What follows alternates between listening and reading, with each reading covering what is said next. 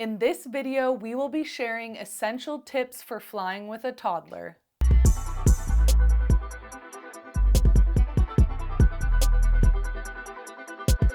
We will cover booking your flight, navigating the airport, and keeping your toddler entertained on the airplane. Our toddler has already been on 6 flights by the time he was 14 months old. This is part 3 of a 3-part series about traveling with a toddler, so be sure to check out the last 2 videos.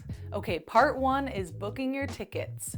First, you want to think about if your toddler is going to be a lap infant or not. If they're under 2, they qualify to be a lap infant. I'll link in the description below a video I have about how to add your child as a lap infant. So when it comes to seat selection, think about if you want a window seat or an aisle seat. Both have benefits and drawbacks. A window seat is great for keeping the toddler entertained. You can put suction toys and removable sticky things on the window, so it's a good entertainment option, and it kind of allows you that side space to kind of put your stuff and just be more in your own space. However, then you have to ask people next to you to move if you want to get out into the aisle or go to the bathroom. So then the other option is the aisle seat. This one is my personal favorite because I feel like it gives me more freedom to move around the plane and to go to the bathroom as needed, and squirrely toddlers can be more in the aisle rather than the person next to me. So my personal preference is aisle seat, but the window seat has value in its own way, so think about what you want. And then the third point when it comes to booking tickets is think about the timing of your flight. Some advice suggests booking the flight during your toddler's nap or sleep time, so an overnight flight or a flight that will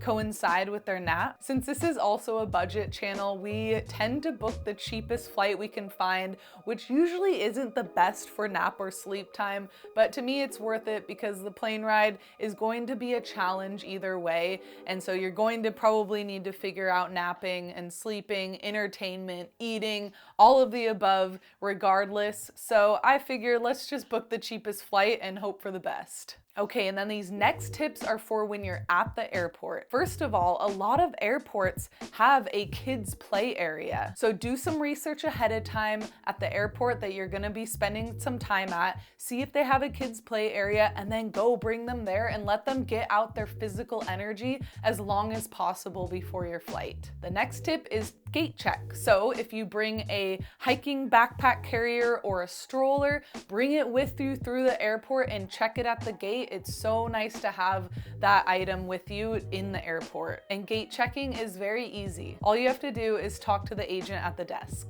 I will be making a video soon about bringing a hiking backpack carrier instead of a stroller and how we loved that for our last international trip. Okay, another tip for at the airport is to board the plane last. If you have 2 people with you, have the first person go with your normal group and board with your stuff and prep the area that you're gonna be sitting at, and then have you wait back with the toddler and board the plane as the last people. This means that your toddler has at least 30 minutes of extra time off the plane and in the airport, and giving them the ability to run around and let their energy out before just being stuck on the plane for hours. Okay, and then the last tip for at the airport is to travel light. When it comes to traveling light, you will thank yourself in these transition periods. When you're at the airport, when you're going to the next transportation, that is when traveling light truly matters. On our last trip to Mexico, we only brought carry-ons. It was 2 adults and 1 toddler, and all we had was carry-ons, and it totally worked. We basically had 1 backpack for the overhead bin,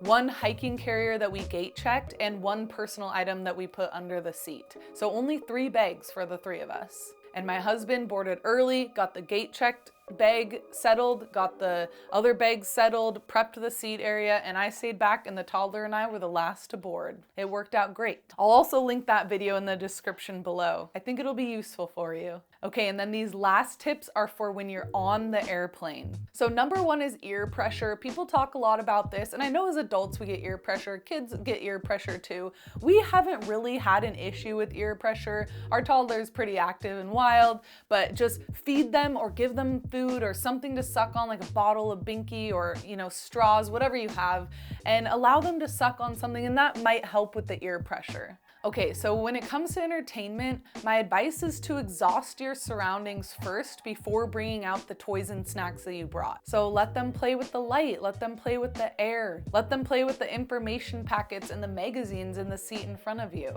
If you're in the window seat, let them pull the window cover open and close. So we're really trying to extend the timing for everything as long as possible. And once they're bored with that, then we can move on to the things that we brought. So with toddlers, snacks. Snacks are the key to life. So I made another video about my favorite toddler snacks to bring on an airplane. So definitely check that out. I'll link it in the description below. And actually that's another video in this series. But we want a variety of snacks. We want them healthy, filling, sweet, salty, crunchy, soft. So we want just a variety of snacks, and you just kind of keep feeding them slowly throughout the whole plane trip. And then of course we also want to bring toys. So when it comes to toys, I like to bring a favorite toy, his stuffy, maybe a new toy, and something that'll keep them occupied because it's new and shiny. And then some little things like painter's tape, and painter's tape is versatile, so you can do a lot of fun things with that. And then I like to save all of the stickers that I get from businesses that are sent as advertisements, and then bring a piece of paper and they can stick the stickers on that. And our toddler loves things like lotion bottles, so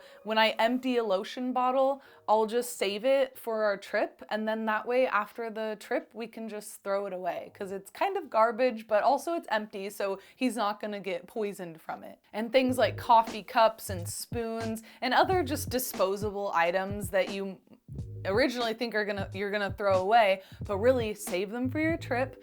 They can use them on the plane ride and during the trip, and then you can just throw them away. I like to call them garbage toys, but safe garbage toys. And so we want to keep them occupied with the toys and the snacks and just slowly give them things, and once they're bored, move on to the next thing and put the old thing away. The key is slow and steady to keep their attention as long as possible. Okay, and then the next activity is walking. So if your toddler's walking, then let them walk up and down the aisle.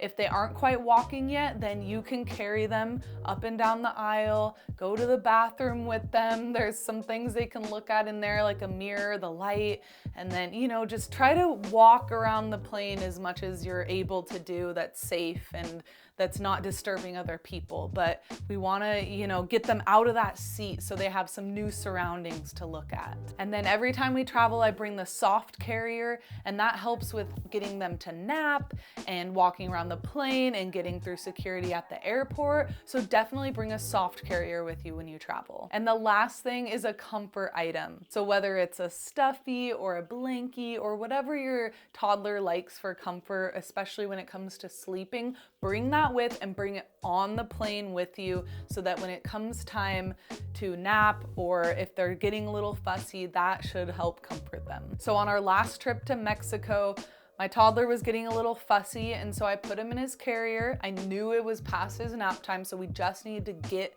to the nap. And then I knew once he was asleep, he'd be fine.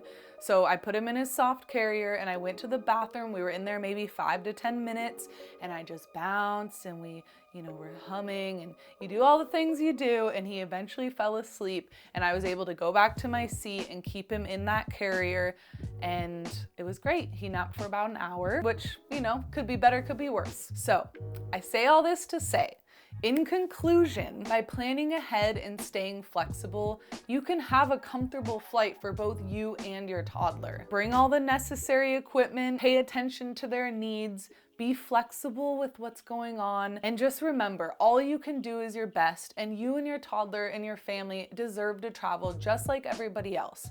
We are going to try our best to keep the toddler calm and comfortable and happy, which isn't gonna always be 100%, but people know you're trying your best, so that's what matters. Thanks for watching this video. I hope it helped you plan your trip a little better with your toddler. And remember, this is part 3 of a 3-part series about traveling with a toddler, so be sure to check out the last 2 videos. Subscribe for more tips for minimalist budget travel with kids. And until next time, stay adventurous.